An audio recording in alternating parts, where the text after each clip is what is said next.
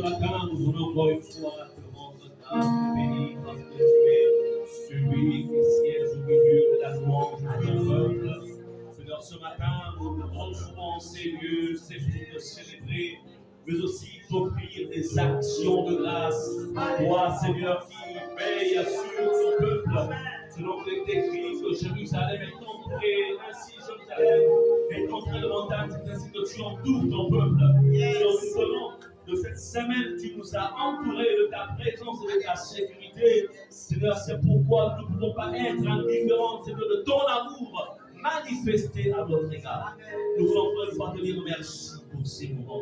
Et nous te bénissons, c'est dans le nom de Jésus que nous prions et nous disons Amen. Amen. Vous pouvez vous asseoir.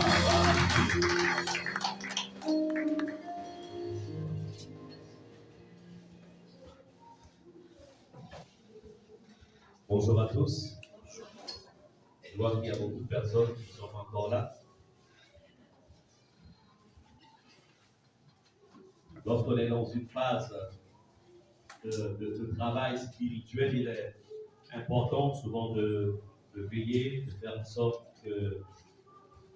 sorte qu'on soit présent, toujours présent, ne pas rater un iota de ce que le Seigneur en fait a programmé, ne pas rater un iota.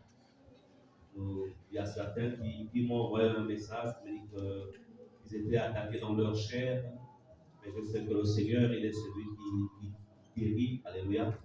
Et nous prions au nom de Jésus que la guérison par la voix du Saint-Esprit les atteigne là où ils sont au nom de Jésus. Alors, nous sommes dans la continuité, et je dirais même, c'est la dernière ligne droite.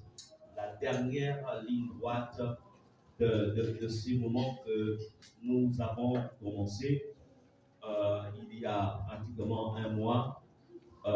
Nous sommes en train de travailler, de voir ensemble comment faire, du moins connaître les temps pour mieux s'équiper spirituellement. Donc, nous sommes dans la phase de l'équipement spirituel. Est-ce qu'on peut répéter équipement spirituel?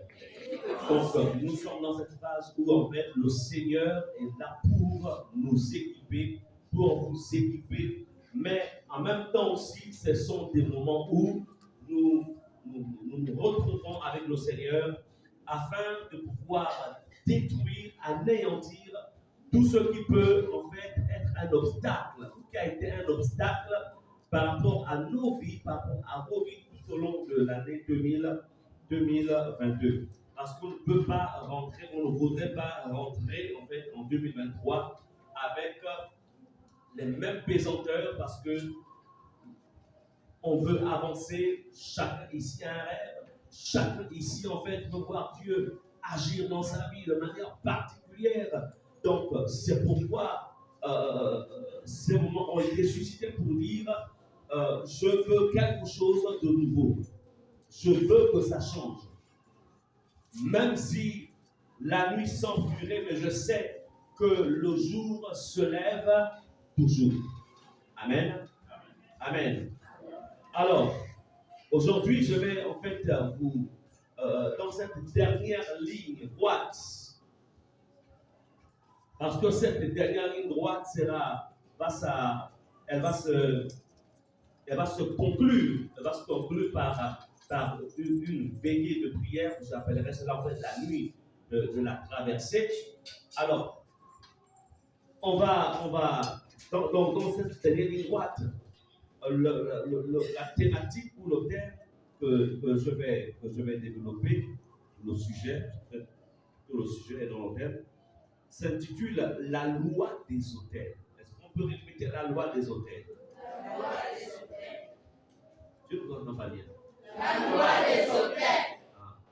La loi des autels, c'est ce sur quoi nous allons travailler pendant ces derniers moments, pendant cette dernière phase.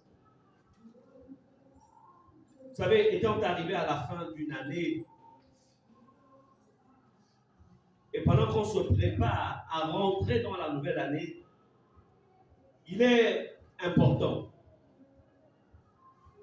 que certaines lois qui régissent le fonctionnement de la création, telles que la loi des autels, vous soient enseignées, mais aussi que vous sachiez comment appliquer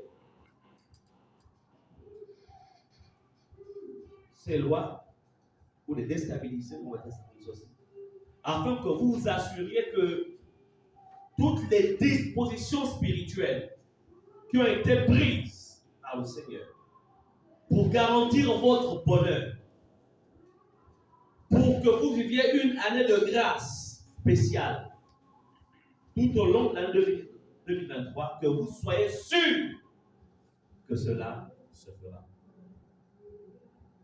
Amen. Bien-aimés, nous connaissons cette histoire de Jésus. Alors que Marie était déjà dans la dernière phase de sa grossesse, la Bible nous dit que les mages virent en Orient qu'un roi d'une certaine distinction devait naître. Parce que ce n'est pas comme aujourd'hui où en fait on peut faire Libreville-Paris en 6 heures. Ça dépend du vol. À l'époque, les voyages, ça prenait parfois des mois, ça prenait vraiment des mois parce que c'était sur des chameaux. Alors, ils se déplacent. La question, c'est qu'en fait, ces mages qui en vérité étaient des astrologues, c'était des personnes qui adoraient en fait les astres. Comme on dit, c'était des sorciers. Comment qu'il leur a donné l'information?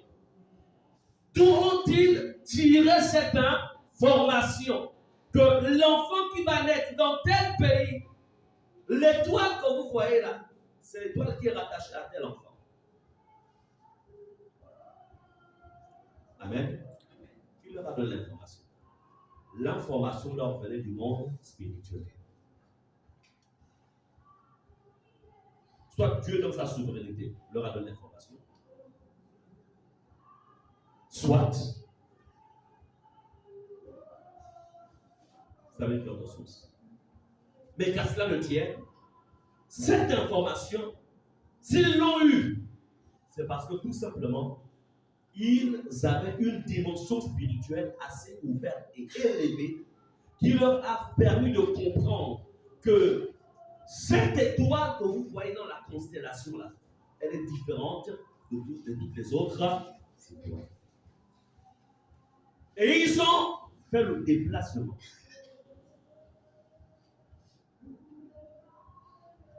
Alors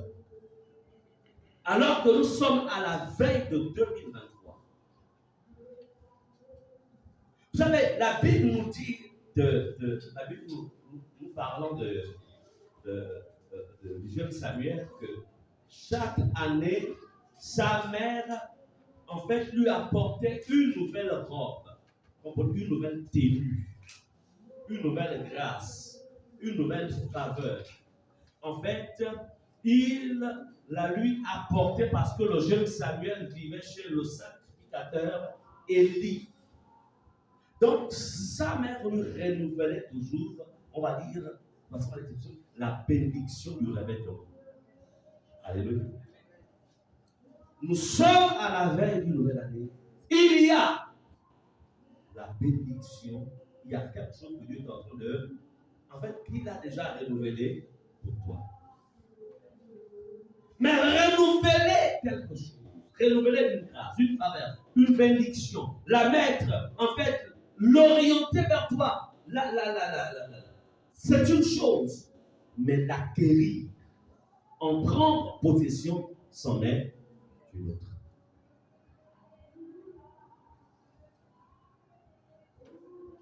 Bien-aimés, c'est pourquoi je vais vous parler pendant un certain temps sur la loi des autels.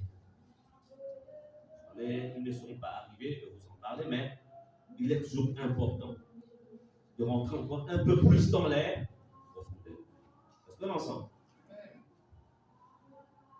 Allons-y dans plutôt Genèse, chapitre 8, verset 20 au verset 22.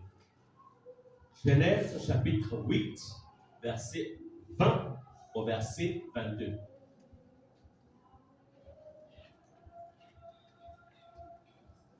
Alors, Dieu vient d'anéantir la première génération des hommes. Parce que le péché s'est donc accru. Dieu avait jugé utile d'anéantir cette classe d'hommes-là par un déluge qui dura 40 jours. Mais Dieu prit le soin de préserver Noé et sa famille. Noé, sa femme, ses enfants. Et en fait, une nouvelle race d'hommes, je peux appeler ça comme ça, va commencer à partir de Noé et de ses enfants, puisque il en avait. Suivez-moi bien, écoutez ce que je suis en train de partager. Noé, donc, pendant 40 jours, Dieu a tout exterminé sur toute la terre. Tout a été exterminé, il n'y a plus rien. Alors, le bateau dans lequel Noé était avec sa famille, donc ça s'ouvre, Noé sort,